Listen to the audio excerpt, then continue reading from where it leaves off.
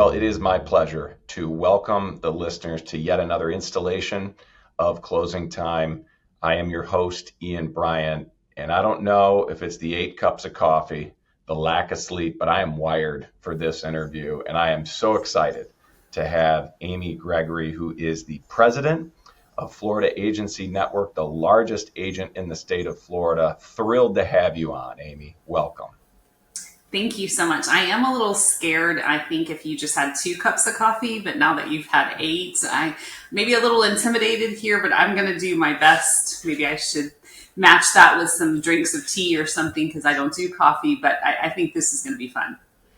Well, Amy, I will tell you a little peek behind the curtain. The feedback on the previous Closing Times, low energy from me, the host. So I addressed it, and we're going to attack this. It's going to be good. Right.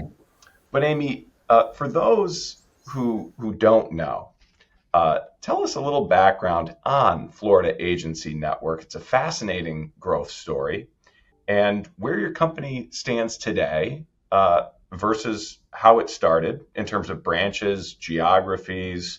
Just kind of give us the growth journey. Would love to hear that. I'd be honored to. And again, thank you so much for the invitation. This is super exciting, and I'm thrilled to be here today. So the Florida Agency Network started in 1984 under one of our brands, which was the original brand of Hillsborough Title. We started in Plant City of one office. The amazing Gail Calhoun started our company, really had a vision to change the industry, to really make it more customer service, and to only say no when we had to say no. We were going to turn over every rock that needed to be turned over to get deals done that needed to get done and to give the service and to really dominate on clients trusting us. And she has done such an amazing job with Hillsborough Title. She turned over the company to Aaron Davis, her son, in 2008. And Gail's vision really, from my point of view, was just to really grow the county we were in, to be known in Plant City, really be that staple. And she accomplished that probably 10 times what she had expected. And then Aaron's vision was really to grow outside of that, to really take the foundation that his mom had laid and to really build on that. And as he started to have that vision to build in 2008 is when he took over the company, but he kind of started a few years before that dabbling into that. And 2007 is when I joined the company. We opened the second title office of Hillsborough Title. We still had only one brand at that point. And really, we did it under a diversified model where one of our offices was wholly owned and then the other office was a joint venture, and really just kind of trying to test the market and see what models worked.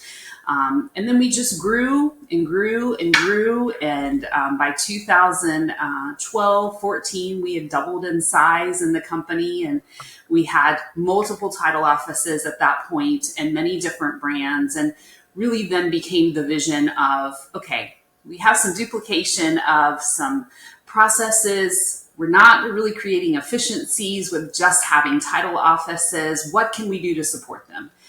And so at that point, we started what was known at the time of Hometown Title Network, is now known as Network Transaction Solutions. And that's our ancillary company where we serviced just the fan offices at that point. And since we have expanded that to service many different title companies and many different attorneys' offices, not only in Florida, but throughout the U.S. We have over 900 clients that we service through NTS. And then also, kind of parallel, our title offices have grown. We are geographically located really in Central Florida, Tampa Bay area. And then we go north, south, east, and west of that as well. So some areas we saturate, some areas we just have 1 or 2 offices in. And then we continue to look to dot the maps and really to continue our exposure and our footprint in Florida for our title offices, and then really throughout the U.S. for our ancillary company. We also started an accounting company that services just internal. We also have an IT company that services internal and external clients as well. And who knows what will start tomorrow. I think we're just getting started. So just a little bit about us. That's fantastic. And tell us about your role as president of FAN. What kind of falls within your purview and leadership and kind of your day to day there? Sure. So I started as the office manager of one of the branches, kind of just grew to be general manager, just managing title operations. And then as we've started other companies and ancillaries and all of that, basically I'm responsible for managing the operations of the Florida Agency Network. So that's our title office, that's our ancillary, that's our accounting arm, and really looking for growth for our team members, looking for growth for our footprints, looking for growth for our clients, really diversifying our market. One thing that I love is our processes and really just continuing to improve those for efficiency. One thing we don't say here is that we do it that way because we've always done it that way. We like to challenge the status quo. We like our team members to be involved in that as well. So my day to day is really working with my leaders, working with our clients, and really just looking to build the business while managing the operations. Well, certainly Florida Agency Network is a well-respected institution, really, within title. But you, Amy, I know many folks, and certainly I count myself in that number, and so many of us look up to you in terms of your leadership and what you've done in the industry and your speaking engagements and that kind of thing. But take us back to 2007, I think you said it was when you first started, and even before, and unpack kind of your career journey. Like, what's led you to this point, and how did it all unfold? Maybe it was a great master plan, or maybe you kind of found your way, but help us with those details. We'd love to hear about the journey. No master plan.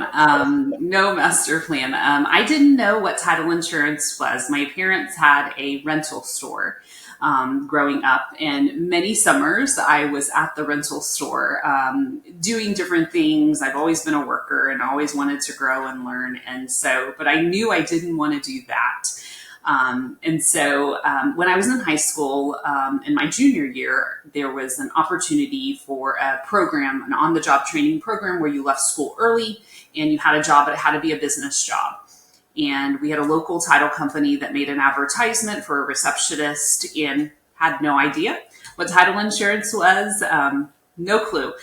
So went to the interview, and they were actually looking for someone that was in their senior year that would be graduating within the next 6 months or so. But I was in my junior year, and the interview went so well.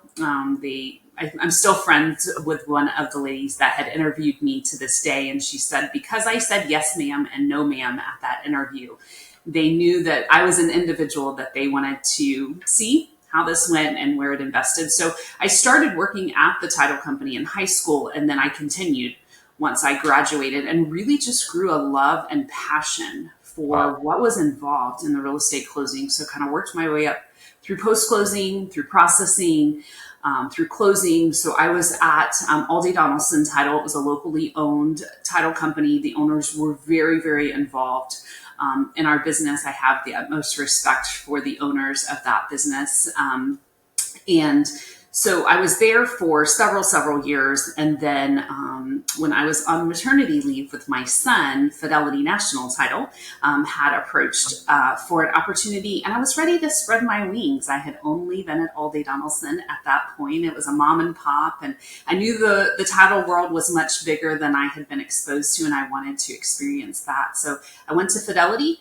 I started to grow in management there. I ended up being the assistant manager of the branch that I was at, grew my client following, was there 7 years. And then this guy from Plant City that I had heard of named Aaron Davis called, and he was referred to me by a few of my clients. And he was looking to expand into Brandon, which is where I was with Fidelity. And he really had a vision. And the first time I met him, I will tell you, I was a little intimidated by his vision because I'm like, whoa, he's like Iain on 8 Cups of Coffee. And so I'm like, I don't know about this, but I was intrigued. And like, it took me back to the mom and pop that I missed about Aldi Donaldson. But it also had the growth opportunities that I had at Fidelity. And so it's like, I don't know, maybe this is where I should go. So we met.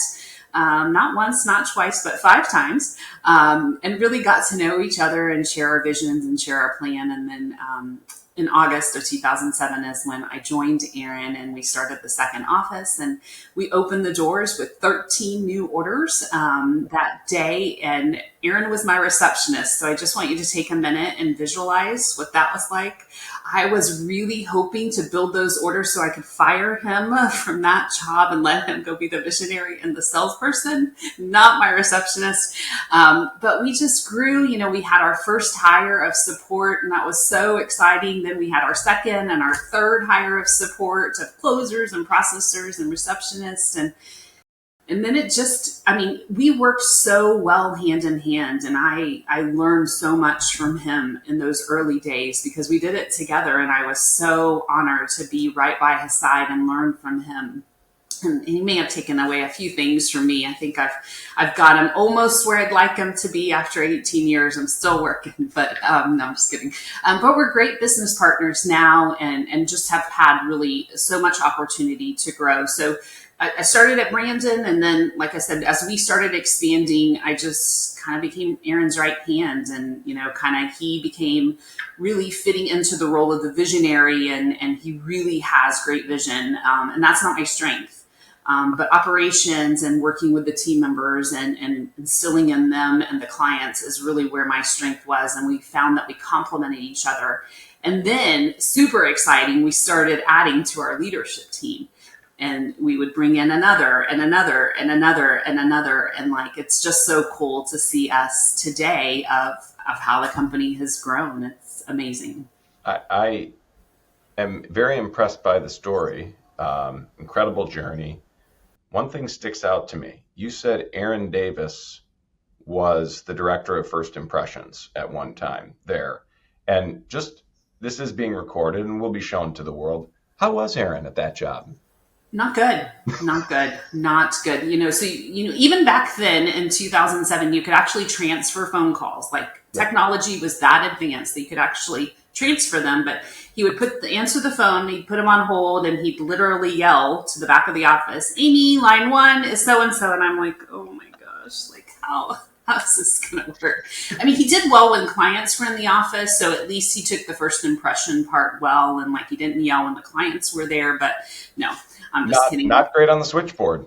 No, the switchboard, we quickly got him out of that role. We realized sales and talking to people and really finding opportunities was his better suit. So we got him in that pretty quickly. But tell us about that, because that's something that you hear about, and I've heard from you, but kind of the way the leadership team works together, and even the humility in the statement that you made just moments ago about the vision piece. Hey, that's more Aaron's world, and this is what I focus on. But maybe give us kind of a high level of the leadership team there. And maybe, if you don't mind, kind of talk through, you've talked about the role that you play, but what each person kind of brings, because it strikes me that there's something unique about how you all work together and have kind of built the culture. Yeah, the culture of the company, which I know that we are super blessed, but it doesn't happen on accident. I do feel like it happens on purpose. Not initially, wasn't like the master plan set out, but as we have really brought in more and more to our leadership team, is that we are servant leaders. We really want to complement each other. No one's here to get each other's job.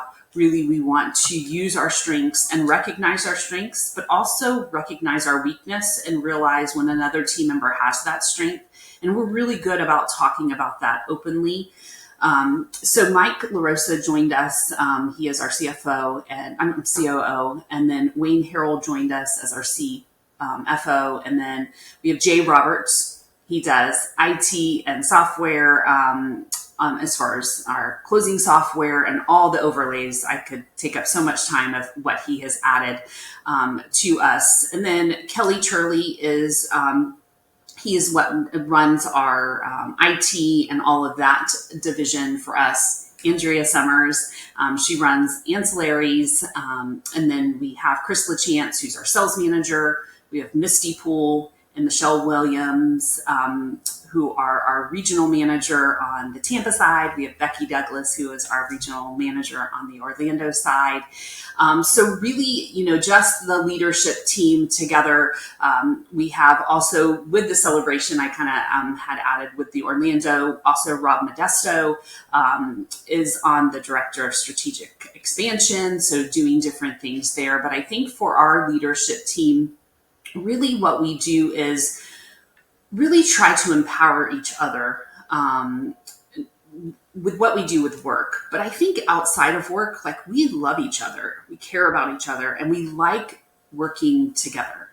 And like, I don't know about you, but like, if I'm working with people I enjoy working with, like, I'm gonna bust my butts with them and like get the job done, and I'm gonna go through those hard times or those stress or whatever that needs to look like or at that moment. But we really care about each other. And I feel like because of that, and Mike, one thing that Mike did, I don't remember what year we started this, but we started doing leadership retreats, and the families would be invited to dinner as part of our leadership retreat. And we got to know the spouses, and we got to know the children, and really, like, that connection is invaluable. At the time, I didn't realize that we needed it, but Mike did. And I'm so grateful for that, because when you know each other's family, you just have a different level of connection.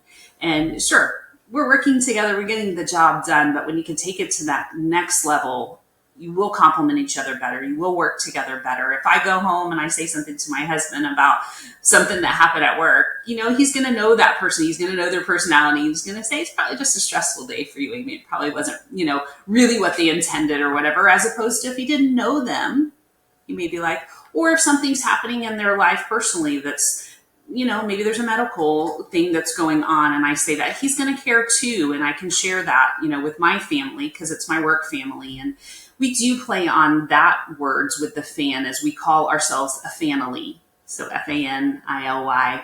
And what that means to us is that we're together through the good, the bad, the ugly of the day to day. Like, we're not here to replace anyone's family, but when you work with people that you feel care about you, and you can be vulnerable when you need to, and they're going to support you when life happens, and you're going to support them. Like, it's really created a cool culture, not just for our leadership team, but also for all of our team members. Well, I love that summary. I know that you have been significant in leading in that way, and kind of leading with care for people, and that's certainly contagious, and certainly a hallmark of your leadership style.